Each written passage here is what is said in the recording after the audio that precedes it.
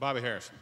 I agree essentially what everybody else on the panel said, but one thing to remember is that Governor Barber has come along in kind of a unique time when the Republican Party has really blossomed in Mississippi. I mean, now you have a state house that is essentially almost 50-50. This Democrat, I mean, when you look at not party affiliation, but the way people actually vote, and you have a Senate that is 50-50 and a Republican lieutenant governor.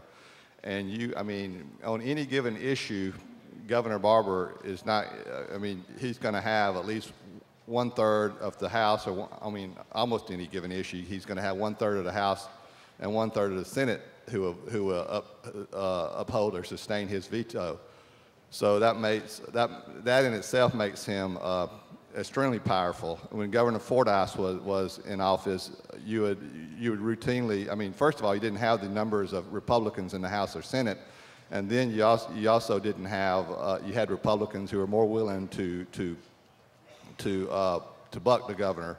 Part of that has to do with just the partisan politics now that Governor Barber has this control in the legislature. Part of it, a lot of it does have to do with his force of personality and his character. But I will say this, sometimes it gets overlooked, but Governor Barber doesn't like to lose, and there's on several issues when it was obvious he was going to lose, he finds a way to compromise. I think of the immigration issue a couple of years ago, the E-Verify.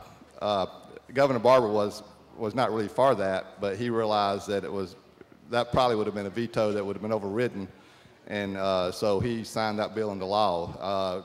In 2007, he was not ready to fully fund MAEP, but the vast majority of the legislature was. He also went from not fully funding MAEP that year to saying we can fund MAEP that year because he knew he was going to be overridden on that.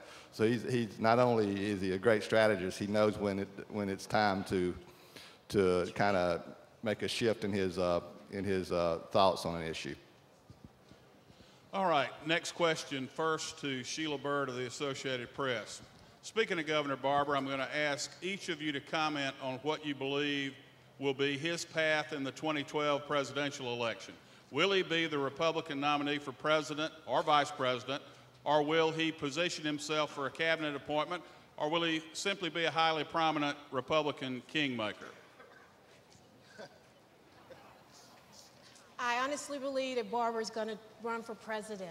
I mean, he's doing everything that he needs to do right now. He's raising his profile every time there's some type of mandate that comes down out of Washington. He has something to say about it. He's on all of the political talk shows. He's just everywhere. And he's playing coy about whether or not he was run for president. I have a feeling that if he didn't want to do that, he wouldn't mind just coming straight out and saying that.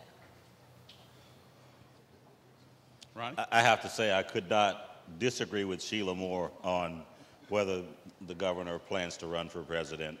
I do believe that he is relishing his role as head of the Republican Governors Association. I would not be surprised to see him be RNC chairman once again, or just be a strategist to help the Republican Party win the White House again.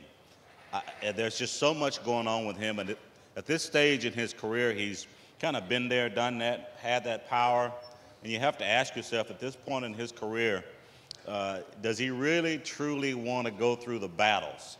Does he really, truly want to go through the wars of being president, having every aspect of his life vetted, down to who his family is, and I'll say this, and I do not mean to be personal at all, but I will say this.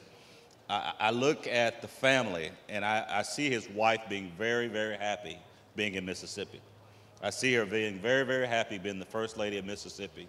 And whether she would ever be his partner traveling the world, hosting state dinners, and so forth and so on, I just don't have that feeling.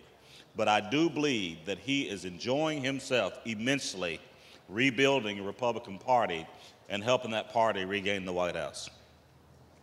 Paul Gallo. I tend to agree. I wouldn't be surprised if it was none of the above. Tired, worked a long time, do you want to get in that either as a president or vice president? It's gotten dirtier and tougher than it's ever been. And I know we were talking off the air about it, and he's got a hectic schedule. When we were on last week, he didn't even know, exactly if he was taking off with this whirlwind tour Monday or Tuesday. And so I kind of think maybe none of the above.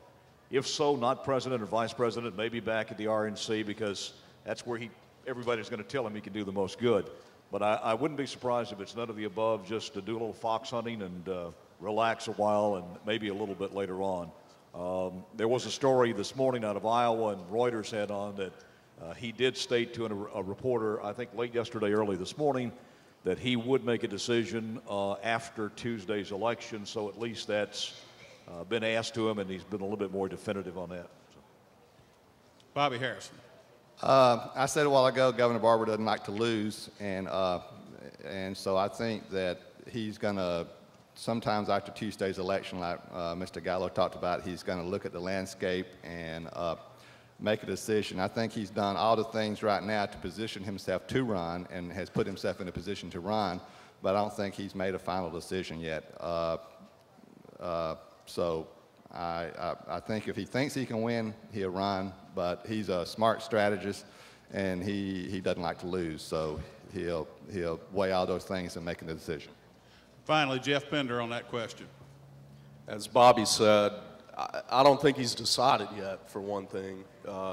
As Barber himself has said, and I'm paraphrasing, a shot at being leader of the free world is pretty heady stuff for a boy from Yazoo City.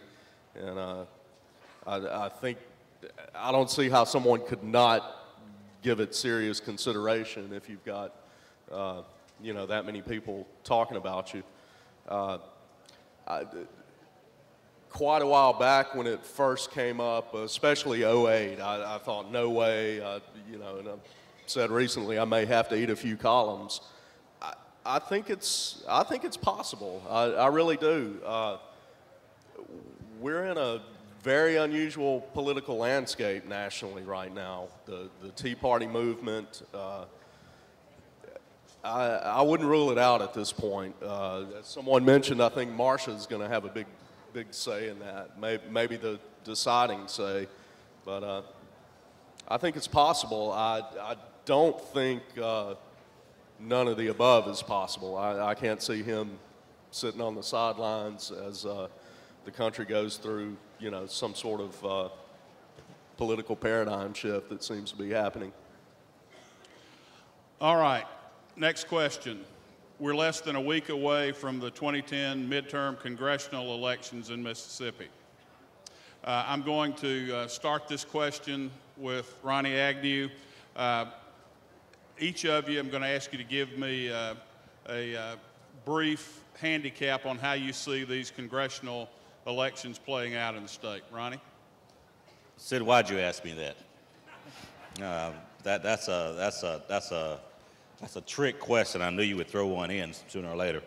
I do believe that in parts of Mississippi, the discontent with President Obama, the huge multi-trillion-dollar debt, the federal bailouts, all of the above has this country as divided as I've ever seen it. And so I do believe that those kinds of issues have stretched all the way into Mississippi. And I believe that there are some people that we have come to know in Congress over a long time who are not safe. Well, one of those, and I will name names, I think that for the first time in my time, a person who's been in Congress for 21 years, Gene Taylor, is in the race for his life. I also believe that even though Travis Childers has not been in office for a lot of years, I do believe that Alan Nunnally is giving him fits. And believing on what poll you believe, Nunnally's ahead.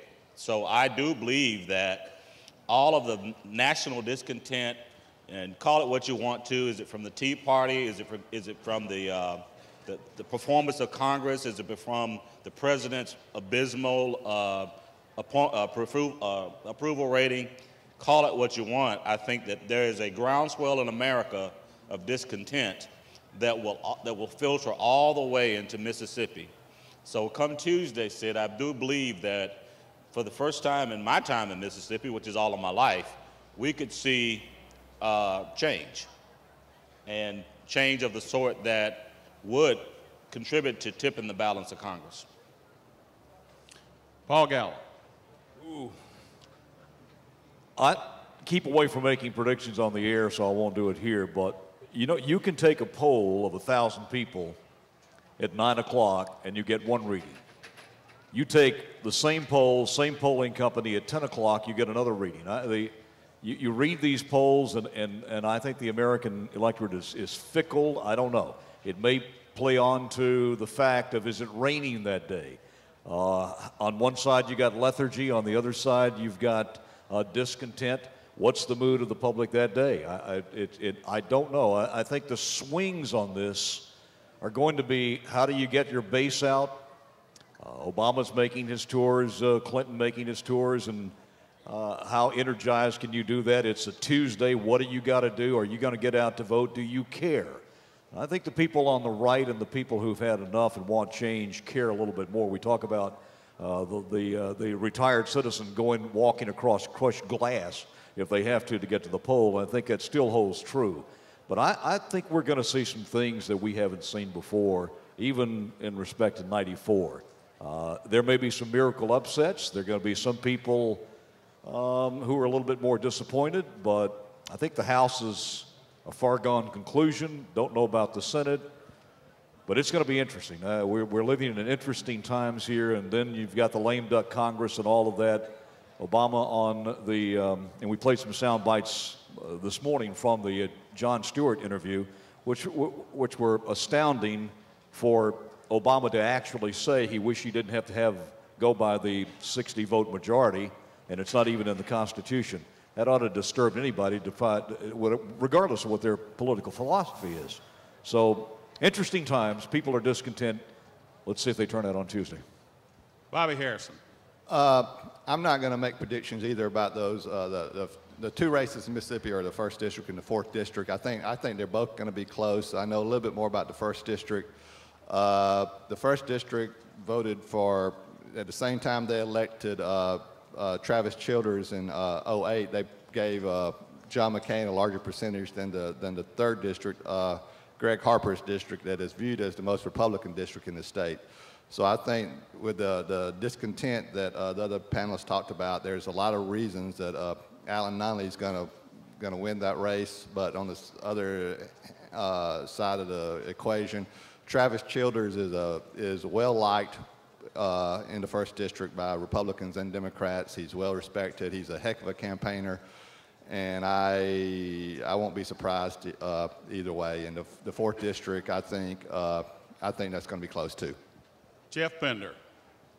I won't make a prediction either, especially in the 4th District, because, looking at the polls, latest polls I've heard about, it looks like a statistical dead heat, which when you're talking about an incumbent that won by 24.5% last go-round, something in that range, that's astounding. I got to admit, media-wise, this sneaked up on us. Just a couple of months ago, didn't foresee this. I think it may have surprised Stephen Palazzo, for that matter. Obviously, he's kicked over a voter anthill of some sort, and the Tea Party's coming into play and everything else. So I certainly wouldn't make a prediction in that one. It's turned into a heck of a race. Well, I want to thank the panelists. It's clear on that last question. Wait, let's go to Sheila. Well, all right, go ahead, Sheila. You're not going to make a prediction either, but go ahead. That's so true. I'm not going to make a prediction. We're not allowed as AP writers. But I will say that I agree with everybody else that the 1st District and the 4th District, those are the ones to watch, and that the challengers in those districts are betting on the discontent of America or of Mississippians with Washington, because they're trying to tie their opponents to the Washington powerhouse. So that's for what it's worth. Those are my 2 cents. All right. The last 5 answers brought to you by your friends at Waffle House.